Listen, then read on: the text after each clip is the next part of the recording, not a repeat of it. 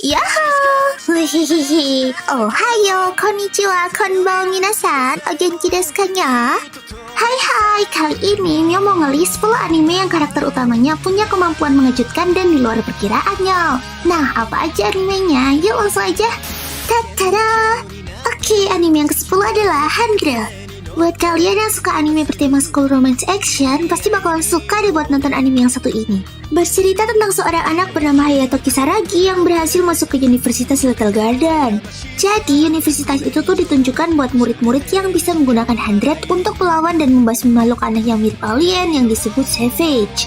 Nah, 100 sendiri adalah satu-satunya senjata yang bisa dipakai buat menghancurkan Savage-nya. Terus ternyata si Kisaragi ini adalah orang pertama dan satu-satunya dalam sejarah yang punya kecocokan hampir 100% dengan 100, yang artinya dia tuh bisa mengendalikan 100 dan menggunakannya dengan kekuatan maksimal. Tapi sayangnya pas di hari pertama masuk, si Kisaragi ini tuh malah kena masalah sama ketua OSIS dan diajakin duelnya. Padahal kan si Kisaragi belum pernah latihan pakai 100. Wah, gimana ya nasib si Kisaragi?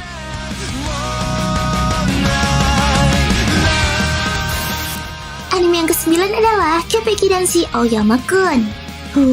Siapa nih yang suka sama anime sports? Wihihi. Yups, kalian pasti bakalan cocok banget deh sama anime yang satu ininya. Nah, anime yang satu ini tuh unik banget loh. Soalnya yang bikin kaget itu bukan skill sepak bolanya, tapi justru datang dari skill bersih-bersihnya.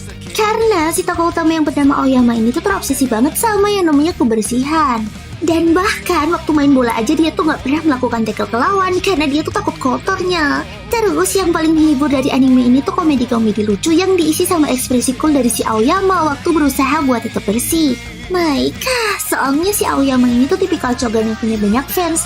Ya, mirip-mirip sama Sakamoto yang so cool gitu deh. Cuma bedanya kalau anime yang satu ini tuh tema sportsnya kerasa banget nih. Nah, langsung aja dikepoin.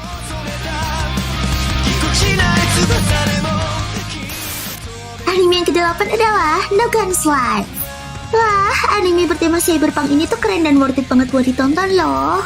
Bercerita di dunia di mana manusia bisa mengganti bagian tubuhnya dengan organ robot dan mereka menjadi cyborg atau manusia setengah robot yang disebut Extend. Terus waktu perang ada beberapa prajurit yang dijadikan Extend dan punya bagian tubuh khusus buat bertarung. Salah satunya bernama Inui Juzo yang merupakan seorang Extend dengan kepala berbentuk pistolnya. Si Inui Juzo ini adalah mantan prajurit yang bekerja serabutan untuk menangani semua masalah yang berhubungan dengan Extend. Nah, suatu hari dia tuh ketemu dengan seorang anak bernama Tetsuro yang minta bantuan dia. Kira-kira apa ya yang terjadi sama Tetsuro?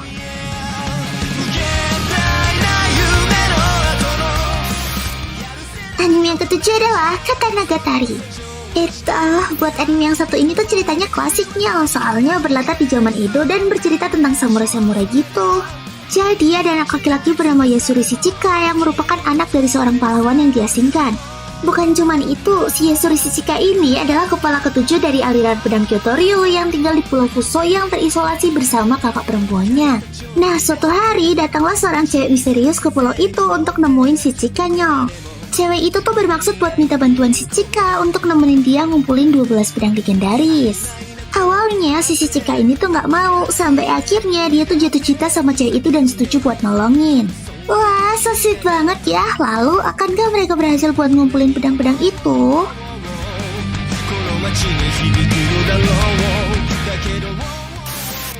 Anime yang ke-6 adalah Fubuki Buranki. Nih, anime yang satu ini tuh agak berbau-bau mecha sci-fi tua-tua rebus-bus yang seru banget buat ditonton loh nya. Ceritanya tentang seorang anak bernama Azuma Kazuki yang baru aja balik ke Jepang setelah 10 tahun lamanya meninggalkan Jepang. Nah, tiba-tiba si Kazuki ini tuh ditangkap sama sekelompok orang yang anggap dia sebagai penyihir yang bisa menggunakan kekuatan Bubuki. Jadi, Bubuki ini tuh kayak sebuah senjata yang punya pikiran sendiri gitu nya. Nah, kebetulan si Azuma ini tuh punya jantung Bubuki yang diwariskan sama ibunya, tapi dia tuh belum sadar sama keberadaannya. Terus, waktu si Azuma ini disekap, dia tuh ditolongin sama teman masa kecilnya yang bernama Kogane Asabuki. Nah, akhirnya si Azuma ini tuh diajak Kogane buat bergabung sama teman-temannya yang bertujuan buat ngembaliin nama baik para pengguna Bubuki yang udah dianggap sebagai penjahat sama semua orang. Wah, gimana ya keseruan aksi mereka? Wih.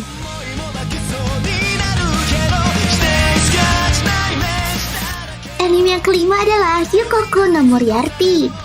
Hei, siapa nih yang suka anime misteri kayak detektif-detektif gitu? Pasti kalian bakalan suka deh kalau nonton anime yang satu ini. Berlatar di Inggris pada akhir abad 19 ketika masa bangsawan masih berjaya di atas rakyat jelata. Banyak orang biasa yang hidup menderita dan kesusahan karena ulah para bangsawan yang semena-menanya. Nah, terus ada seorang jenius yang berpengetahuan luas bernama William James Moriarty.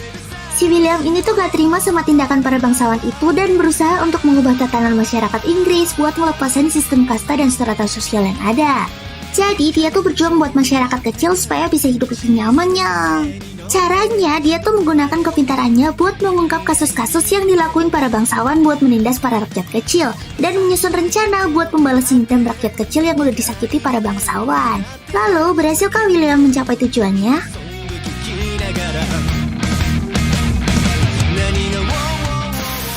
Anime yang keempat adalah Inuyashiki.